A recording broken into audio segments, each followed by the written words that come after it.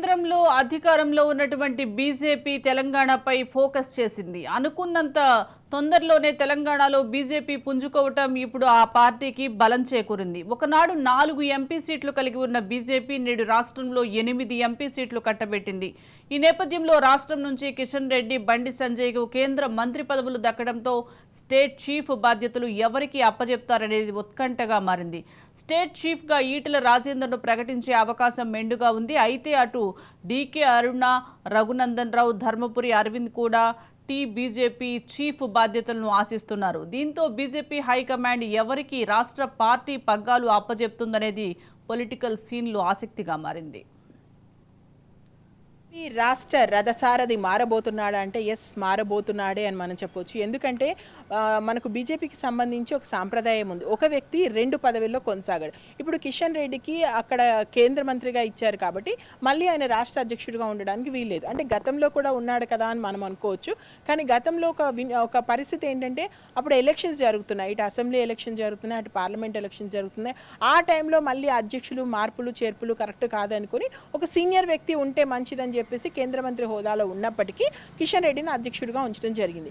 కానీ ఇప్పుడు దాన్ని అయితే కొనసాగించరు. బీజేపీ సాంప్రదాయం ప్రకారం ఒక వ్యక్తికి 2 పదవులు ఇవ్వరు కాబట్టి ఆల్రెడీ ఇప్పుడు కిషన్ రెడ్డి, బండి సంజయ్ ఇద్దరు కేంద్ర మంత్రులుగా వెళ్ళారు. ఇక్కడ కూడా మనం ఒక విషయాన్ని గమనించవచ్చు. పార్టీలో పుట్టి పెరిగినటువంటి వ్యక్తులుగా వీళ్ళని చూసుకోండి. మొదటి నుంచి పార్టీని నమ్ముకొని ఉన్న వాళ్ళకే ఈసారి పెద్దపీట వచ్చింది. ఓవరాల్గా అంతటా చూసుకున్నా కూడా ఇదే విషయాన్ని మనకు కొనసాగింపుగా తీసుకెళ్లడం జరిగింది. కాబట్టి వీళ్ళిద్దరికి అంటే ఎవరైతే పార్టీతోనే పూర్తి స్థాయిలో ముడిపడి ఉన్నారో వాళ్ళిద్దరికి, కిషన్ రెడ్డికి, బండి సంజయ్కి కేంద్ర మంత్రి పదవులు ఇచ్చారు. సో ఇప్పుడు రాష్ట్ర అధ్యక్ష రేసు నుంచి ఈ ఇద్దరు తప్పుకున్నారు. కిషన్ రెడ్డి ఉన్నాడు, బండి సంజయ్ ఉన్నాడు. మరి ఎవరికి ఇచ్చే అవకాశం ఉంది అనిపిస్తే ఈటెల రాజేందర్ పేరు మనకు గట్టిగా వినిపిస్తుంది. ఈటెల రాజేందర్ పేరు ఇప్పుడు కాదు, పార్లమెంట్ ఎలక్షన్స్కి ముందు ఏదైతే కిషన్ రెడ్డిని రాష్ట్ర అధ్యక్షుడు అనుకోవడానికంటే ముందు కూడా మనకు ఈటెల రాజేందర్ పేరు గట్టిగా వినిపించింది. ఈటెల రాజేందర్కి సంబంధించిన అంచర్లు కూడా మాకు కేంద్ర నాయకత్వం గ్రీన్ సిగ్నల్ ఇచ్చేసింది, ఇంకా ఈటెల రాజేందర్ అధ్యక్షుడు కాబోతున్నాడు అనేటువంటి మాట అప్పుడు చెప్పడం జరిగింది. అయితే ఇప్పుడు ప్రస్తుతం ఉన్నటువంటి పరిస్థితుల్లో ఈటెల రాజేందర్ వర్గీయుల నుంచి అందుతున్నటువంటి ఇన్ఫర్మేషన్ ప్రకారం కేంద్ర నాయకత్వం ఆల్రెడీ గ్రీన్ సిగ్నల్ ఇచ్చినట్టుగా తెలుస్తుంది. ఈరోజు అమిత్ షాని కలవడం, ఈవెన్ బండి సంజయ్ని, కిషన్ రెడ్డిని కూడా కలిసి వచ్చారు. రైల్వే శాఖ మంత్రిగా ఉన్నటువంటి వారిని కూడా కలిసి వచ్చారు. అంటే అక్కడ ఢిల్లీలో తను సంప్రదింపులు అయితే చేసుకుంటున్నారు. ఒక ఇండికేషన్స్ అయితే ఇక్కడ ఉన్నటువంటి శ్రేణులకైతే ఈటెల రాజేందర్ పంపించడం జరుగుతుంది. సో మ్యాక్సిమము మనకు ఎక్కువగా స్కోప్ ఈటెల రాజేందర్ విషయం కనిపిస్తుంది. ఈటెల రాజేందర్ విషయానికి సంబంధించి ఇంకొక విషయాన్ని మనం తీసుకుందాం. ఇప్పుడు అధ్యక్ష హోదాలో ఇచ్చినప్పుడు దాదాపు పార్టీతోనే ఎక్కువ సంబంధం ఉన్నటువంటి వాళ్ళను, పార్టీలోనే ఎక్కువ రోజులు ఉన్నటువంటి మొదటి నుంచి పార్టీలో ఉన్న వాళ్ళని రాష్ట్ర అధ్యక్షుడు చేసేటువంటి ఒక సాంప్రదాయం గతంలో బీజేపీకి ఉండేది. ఈవెన్ మనము అక్కడ మన పక్క రాష్ట్రమైనటువంటి ఆంధ్రప్రదేశ్ని తీసుకుంటే కన్నా లక్ష్మీనారాయణను మార్చినప్పుడు కానీ, పురంధరేశ్వరిని మార్చినప్పుడు కానీ అక్కడ పరిస్థితి వాళ్ళు వేరే పార్టీల నుంచి వచ్చినవారు. అంటే ఆ సాంప్రదాయాన్ని పక్కన పెట్టి వేరే పార్టీల నుంచి వచ్చిన వాళ్లకు పెద్దపీట వేసి వాళ్ళని రాష్ట్ర అధ్యక్షులుగా చేశారు. సో ఇప్పుడు అదే సాంప్రదాయాన్ని తెలంగాణలో కూడా కొనసాగిస్తారా అంటే కొనసాగించే అవకాశాలు కనిపిస్తున్నాయి. దీనిలో ప్రధాన కారణంగా ఒకటి తీసుకోవచ్చు. ఇప్పుడు బీజేపీ ఎక్కువగా డిపెండ్ అయింది బీఆర్ఎస్కి సంబంధించినటువంటి నేతల్ని గుంజడం కానీ, బీఆర్ఎస్కి సంబంధించినటువంటి ఓట్ బ్యాంక్ని తన వైపు తిప్పుకోవడం. అంటే కాంగ్రెస్కు ప్రత్యర్థులుగా బీజేపీ నిలవాలి.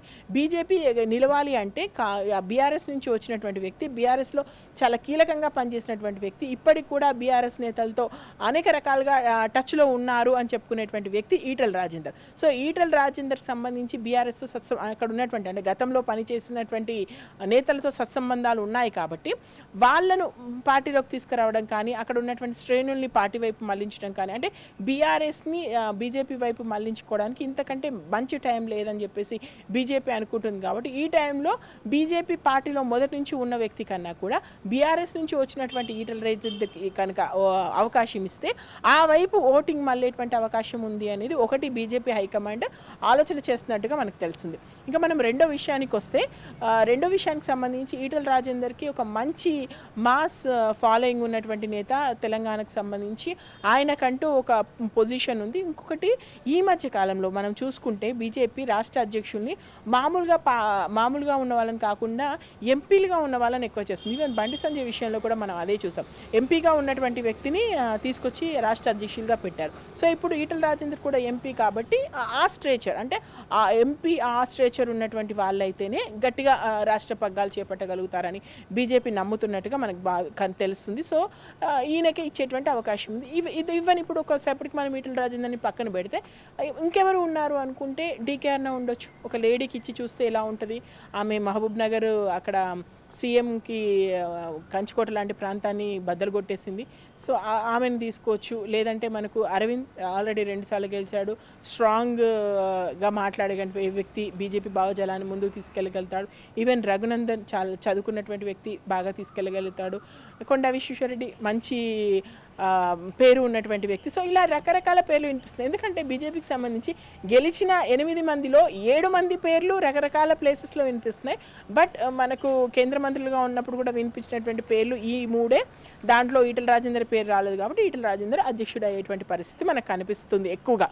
సో లేదు కొత్తగా నిర్ణయం తీసుకుందామంటే వీళ్ళలో ఇంకెవరికైనా అధ్యక్ష బాధ్యతలు చేపట్టినా కూడా మనం ఆశ్చర్యపోవాల్సిన అవసరం లేదు. ఎందుకంటే హైకమాండ్ తీసుకున్నటువంటి నిర్ణయంగా తీసుకోవచ్చు. అయితే ఎప్పుడు అంటే ఈ రేపు ఇవాళ అని చెప్పేసి అయితే మాటలు వస్తున్నా మనం ఒక విషయాన్ని గమనిస్తాం. అక్కడ జాతీయ అధ్యక్షుడిగా ఉన్నటువంటి నడ్డాని కేంద్ర మంత్రివర్గంలోకి తీసుకున్నారు. సో ఇప్పుడు జాతీయ అధ్యక్షుడిని మార్చాల్సినటువంటి అవసరం వచ్చింది.